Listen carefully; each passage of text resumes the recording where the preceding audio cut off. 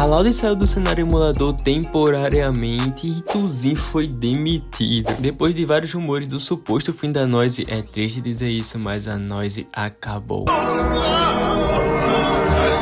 Enquanto eu estava escrevendo esse roteiro, a ficha caiu que o time que eu sempre acompanhei e torci não vai mais estar lá em 2025. Talvez volte, já que é temporariamente, né? Mas já que não estava dando certo, esse pause veio uma boa hora. Espero que a Noise volte e traga felicidades para os torcedores novamente. E em meio a essas notícias, fomos surpreendidos com a admissão do Tuzin. Foi uma surpresa tão grande que parece que nem ele sabia que seria demitido. Ou ele se expressou mal e acabou gerando esse mal entendido. Mas como ele não falou nada sobre, aparentemente ele só soube da demissão no anúncio. Mas bem, com a pausa da Noise e a saída do Tuzin, será que o Bak também vai sair da Loud? Deixa aqui nos comentários sobre o que vocês acham. Curte, me segue e compartilha para aquele amigo que tá zero informação sobre o Free Fire.